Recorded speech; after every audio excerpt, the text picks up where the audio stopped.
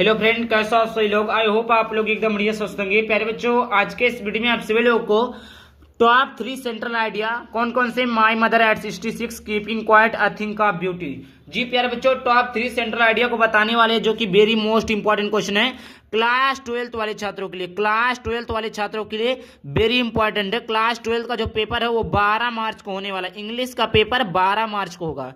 कितने मार्च को होगा प्यारे बच्चों? 12 मार्च को होगा। तो उनके लिए रामबाण होने वाला है, क्योंकि आज के इस वीडियो में माई mother at 66 keeping quiet a thing of beauty का सेंट्रल आइडिया उसका हिंदी में समझाऊंगा। कॉन्सेप्ट एकदम बिल्कुल कॉन्सेप्ट रहेगा। उसके बाद में देखिए टॉप 3 4 नंबर के आते हैं। कितने नंबर के आते हैं बच्चे? ये एक सेंट्रल आइडिया 4 नंबर का आता है। अब ऐसा नहीं है कि 3 सेंट्रल आइडिया तो 12 नंबर का आएगा, नहीं। 3 सेंट्रल आइडिया दिया रहेगा, कोई एक सेंट्रल आइडिया आपको लिखना रहेगा। कितने दिए रहेंगे प्यारे बच्चों? कोई 3 दिया रहेगा, एक सेंट्रल आइडिया आपको लिखना रहेगा। जैसे देखिए 100% बिल्कुल पक्का, जैसे 100% बिल्कुल पक्का कि यही प्रश्न आएंगे प्यारे बच्चों। और देखिए यहाँ पर जैसे लिखा right the central idea of any one of the following points, ऐसे ही आपको पेपर में लिखा हुआ मिलेगा कि लिखा रहेगा कि right the central idea of any one of the following points. इसका मतलब यह हुआ कि जो नीचे सेंट्रल आइडिया दिया हुआ है इसमें से किसी एक पोएम के सेंट्रल आइडिया को लिखना। एनी वन मिस होता है कोई एक। समझ में आ गया? एक एक करके सभी का द एंड करने वाला हूं प्यारे बच्चों। तो सबसे पहले हम पढ़ेंगे प्यारे बच्चों माई मदर एट 66। जी प्यारे बच्चों, किसका पढ़ेंगे? माई मदर एट 66 का सेंट्रल आइडिया। उससे पहले छोटी सी प्रार्थना, वीडियो को पहली बार देख रहे हैं चैनल को सब्सक्राइब करके लाइक को जरूर कर देना और दोस्तों के साथ शेयर कर देना इसी तरह के वीडियो देखने के लिए। तो सबसे पहले यहाँ पर देखते हैं माई मदर एट 66 है। क्या प्यारे बच्चों? माई मदर एट 66 है, जो कि मोस्ट इंपॉर्टेंट है और आना कंपलसरी है, क्योंकि ये आपका देखिए कम से कम 6 से 7 साल लगातार पूछे जा रहे हैं। 6 से 7 सालों से लगातार आते जा रहे हैं, तो काफी ज्यादा इंपॉर्टेंट आपके लिए। तो सबसे पहले स्टार्ट करते हैं। पहला है my mother at 66 is based on the theme of advancing age and the fear of loss and separation associated with it. The poetess undergoes a plethora of emotions when she sees her mother aging and feels the pangs of expression at the thought of losing her। तो देखिए ये बहुत ही ज्यादा important है। तो देखिए माई mother at 66, मेरी माता 66 में होता है 60, based on the theme of advancing as, मतलब 66 साल का मतलब है 60 साल की। मेरी माँ बढ़ती उम्र और उससे जुड़े नुकसान। भाई कोई व्यक्ति है, कोई बुढ़ा है तो वो बढ़ता जाएगा, मतलब जैसे उसका उम्र ढलता जाएगा उसकी परेशानियां, उसकी बीमारियां, उसकी सारी चीजें प्रॉब्लम बढ़ती जाएंगी। वही चीज लिखा है 66 साल की मेरी माँ बढ़ती उम्र और उससे जुड़े नुकसान और अलगाव के डर के विषय में आधारित है, के विषय पर आधारित है। बेस्ट विषय क्या होता है? आधारित है। द थीम मतलब ये जो कहानी का सारांश है। आप एडवांसिंग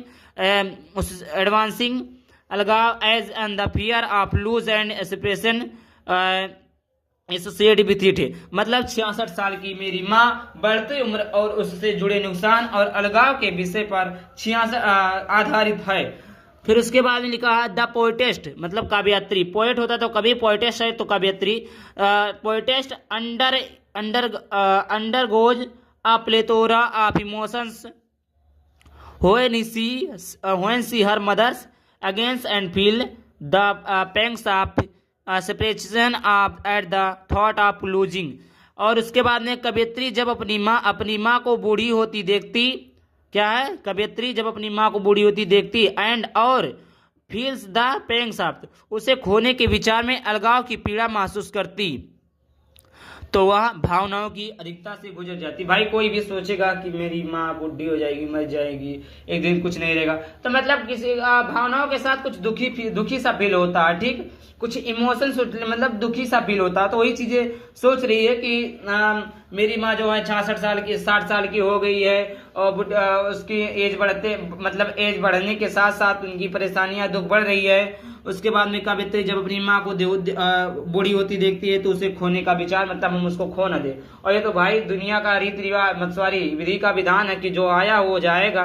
तो वही चीज है, वो इसी चीज को सोचकर वो दुख से परेशान है। अब आइए देखते हैं दूसरा कीपिंग क्वाइट का सेंट्रल आइडिया। कीपिंग मीन्स होता है silent mode. Keeping quiet central idea दूसरा क्या है बच्चों, कीपिंग कोई central idea. The central idea of the poem keeping quiet is to keep silence for a moment and do nothing. क्या लिखा the central idea of the poem, जो central idea का poem keeping quiet है, is the keep silence for moment and do nothing, instead introspect ourselves and understand what we are doing. The poet appeals to stop wars, hate, pollution, killing of animals and hurting ourselves and spare time to go deep into the soul. समझ में आया बच्चों, ये है आपका। तो देखिए the central idea of the poem keeping quite, तो कीपिंग क्वाइट जो कीपिंग साइलेंट कविता का केंद्रीय विचार आंदोलन के लिए मौन रहना और कुछ ना कहना है। इसके बजाय आत्मनिरीक्षण करे और समझे कि हम क्या कर रहे हैं।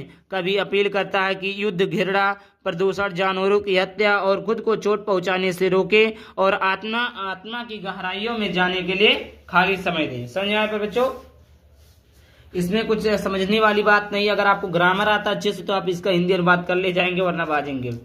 ठीक, तो ये हो गया आपका कीपिंग क्वाइट का मोस्ट इंपॉर्टेंट सेंट्रल आइडिया, जो कि मैंने बता दिया है कि देखिए the central idea of the poem keeping quiet का जो सेंट्रल आइडिया पोएम का जो सेंट्रल आइडिया है to keep silence for a moment and do nothing, मतलब कुछ साइलेंट मोड के बारे में है, और डू नथिंग मतलब कुछ नहीं, कोई मूवमेंट नहीं कर रहा है, एकदम साइलेंट मोड में है।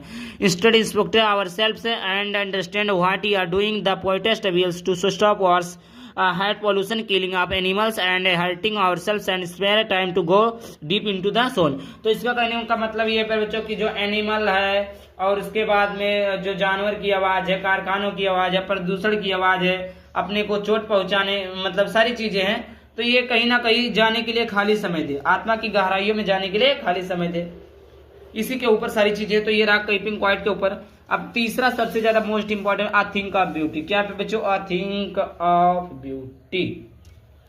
The theme of the poem a thing of beauty, the happiness that a beautiful object provides never fades into nothingness, oblivion, but multiplies manifold whenever it returns to our mind. In the poem, the poet says that a thing of beauty is a joy forever, even in the midst of disease, suffering and disappointments of life.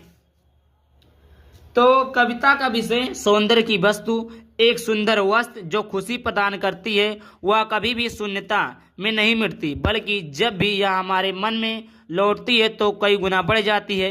कविता में कवि कहता है कि सुंदरता की वस्तु जीवन की बीमारी, कष्ट और निराशा के बीच भी हमेशा के लिए एक आनंद है। ये था आपका आई थिंक ऑफ ब्यूटी पर सेंट्रल आइडिया। काफी ज्यादा मोस्ट इंपॉर्टेंट सेंट्रल आइडिया था। तीन के तीन सेंट्रल आइडिया को हमने बता दिया है। कमेंट कीजिए अगला टॉपिक किस वीडियो पर चाहिए। तो आई होप वीडियो पसंद को लाइक करके वही चैनल को सब्सक्राइब करना, टेलीग्राम को अवश्य ज्वाइन कर लेना फिर बच्चों।